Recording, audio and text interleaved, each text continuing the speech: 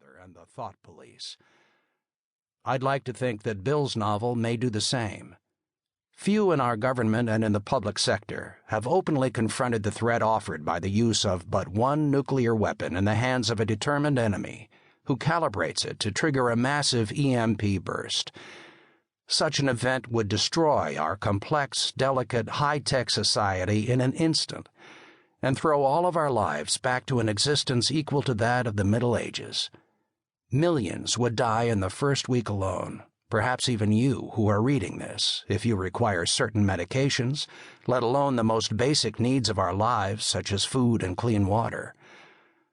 The place Bill writes about is real. He has set this story in his hometown and the college that he works at. I remember when he was writing the book and we'd talk. More than once he was deeply disturbed by what he had researched, discovered, and was now trying to express as a story for all to read. What hit him the most, he told me, is that he kept picturing his teenage daughter in this nightmare reality, and I think as you read the book you will see that point of identification. It struck me deeply as well, for I have 2 grandchildren. As he wishes to protect his daughter from this fate, so do I wish to protect my grandchildren, to be able to pass on to them an America that is safe from such threats. The threat is real. And we as Americans must face that threat, prepare, and know what to do to prevent it. For if we do not, 1 second after, the America we know, cherish, and love will be gone forever. For I have become death, the destroyer of worlds. Chapter 1. Black Mountain, North Carolina. 2:30 EDT. John Matherson lifted the plastic bag off the counter. "You sure I have the right ones?" he asked. Nancy, the owner of the shop, Ivy Corner, smiled. "Don't worry, John. She already had them picked out weeks ago. Give her a big hug and kiss for me. Hard to believe she's 12 today." John sighed and nodded, looking down at the bag stuffed with a dozen Beanie Babies, one for each year of Jennifer's life, which started 12 years ago this day. "Hope she still wants these at 13, he said. "God save me when that first boy shows up at the door wanting to take her out." The 2 laughed, Nancy nodding in agreement.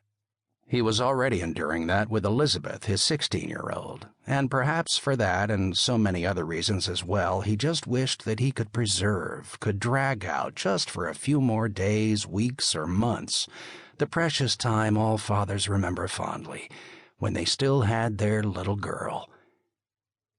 It was a beautiful spring day. The cherry trees lining the street in full bloom, a light shower of pink petals drifting on the wind as he walked up the street past Doc Keller's office, the antique stores, the new, rather gothic-looking art gallery that had opened last month, the usual curio shops, and even an old-style ice cream parlor at $1.50 a scoop. Next up the street was Benson's Used and Rare Books. John hesitated. Wanted to go in just for a few minutes, then pulled out his cell phone to check the time. 2:30. Her bus would be rolling in at 3. No time today to go in, have a cup of coffee, and talk about books and history. Walt Benson saw him, held up a cup, gesturing for John to join him. He shook his head, pointing to his wrist, even though he never wore a watch, and continued to walk up to the corner to where his Talon SUV was parked in front of Taylor's Hardware and General Store. John paused and looked back down the street for a moment. "I'm living in a damn Norman Rockwell painting," he thought yet again, for the 1,000th time. Winding up here. He never imagined it, never planned for it, or even wanted it. 8 years back, he was at the Army War College, Carlisle, PA, teaching military history and lecturing on asymmetrical warfare and waiting to jump the hoop and finally get his first star. And then 2 things happened. His promotion came through with assignment to Brussels as a liaison to NATO, a rather nice posting to most likely end out his career. And then Mary had returned from the doctor's several days after the promotion, her face pale, lips pressed tight, and said 4 words. "I have breast cancer."